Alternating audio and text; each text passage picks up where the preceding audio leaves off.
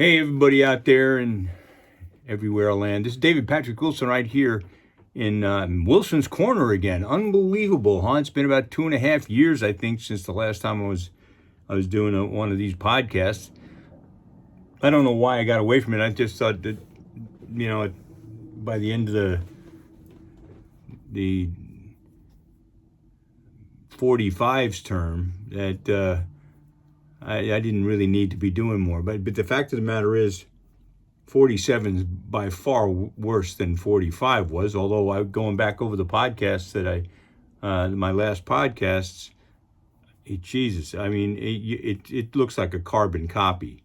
If anybody knows what those are, or a digital copy, whatever you want to call it. The fact of the matter is, man, this guy is a nightmare. We're in a struggle here. We're struggling to keep control of our democracy. We want to keep this republic rolling here. 250 years up in smoke, military parades and garbage like that.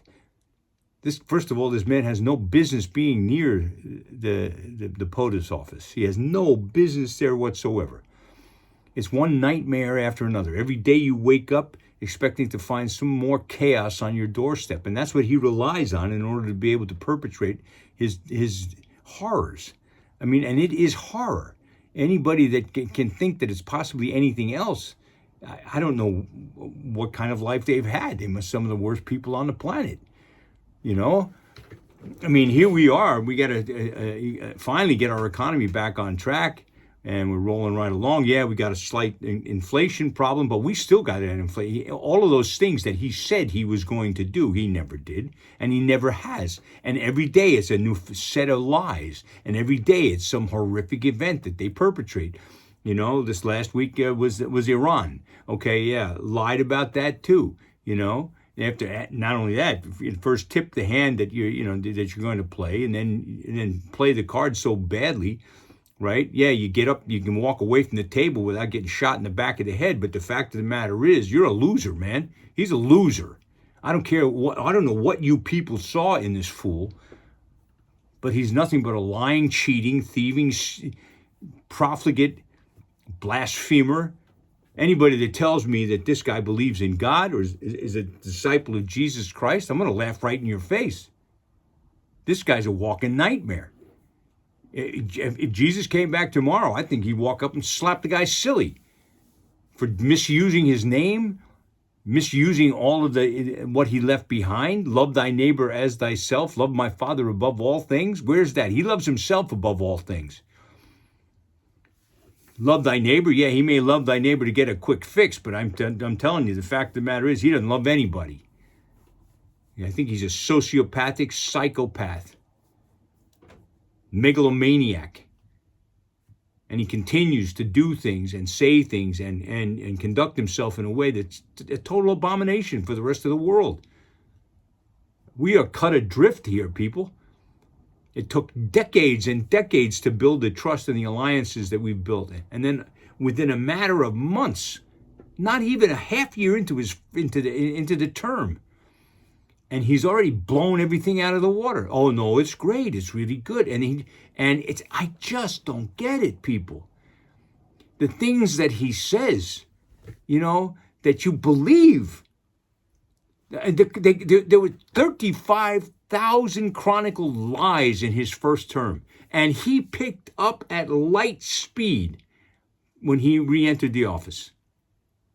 How he re-entered the office, I have a real clear idea. But I don't want to get into conspiracy theories. That's not it. Because the only ones to blame here are the American public for not going out and voting.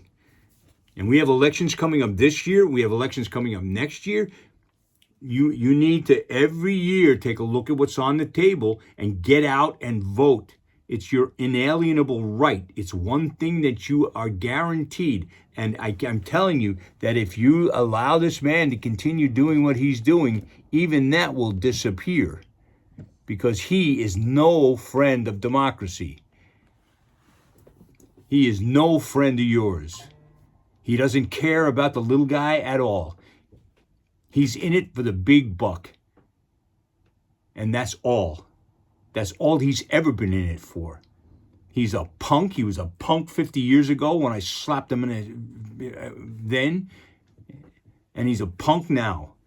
God, I wish I had 1 hour alone in a room with this guy where I wasn't going to get shot in the back of the head or taken down by a bunch of gorillas.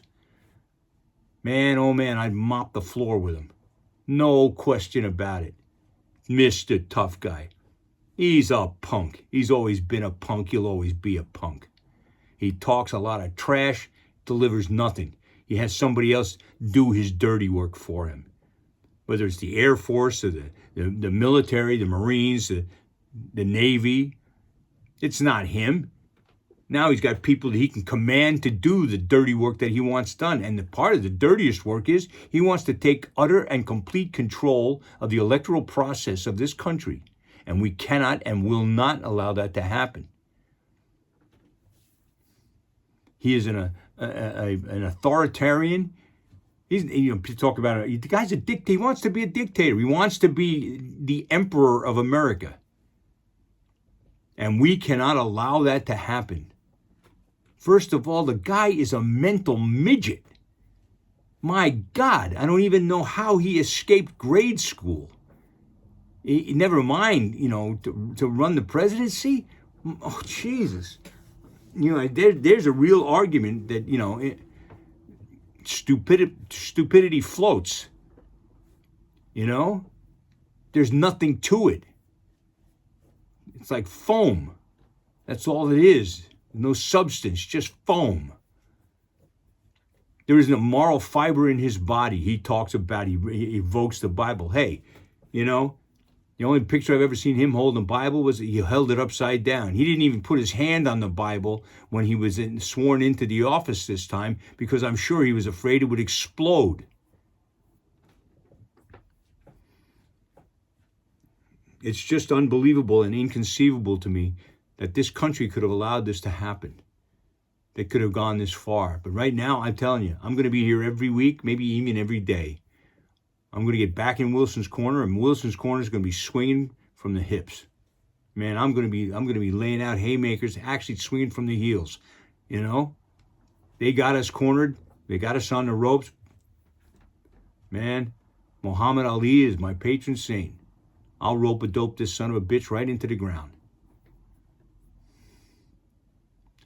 And the people that support him, are some of the most insidious, stupid, mindless, soulless people on the planet. They care about their truck, or they care about their girlfriend's tits, or they care about their, the bulge in the front of their pants. I don't know what the hell they're focused on. But they can't be focused on what's good for everybody, and that's what this country's about. That's all what it's always been about. It's always been about taking care of the people. Yeah, you don't have to be a communist nation, and you don't have to be a socialist nation, but you do have to be sociable. You do have to want to take care of your brother. Look, that's what Jesus said. Love thy neighbor as thyself. There isn't anything about what he's been doing that shows any love for anything other than the almighty buck. And he doesn't even care about that now because he's got his little bitch shit. That's all he really cares about. Lining his pockets, stuffing his family's coffers. That's what his purpose is. That's why he got reelected. He came to finish the job, which was to load up the bank. I just can't still, for the life of me, figure out how somebody as stupid and ignorant as he is, as vile and contemptible, as disgusting as him, can possibly carry himself out of the bathroom in the morning. Look in that mirror and see that face. There is nothing behind those eyes. Nothing but pure evil and ignorance. He is the devil's minion. And if you don't think that we are in the end days, you better read the book again. Revelation. It's right there. Number 66 in the book. In the big book. In the one that really means something. The user's manual for life. And he wants to put the 10 Commandments back in school. Oh, yeah? Really? What for? They didn't work for the Jews. They haven't ever worked for the Jews. Look what they're doing. Thou shalt not kill? Yeah, right. Okay, fine.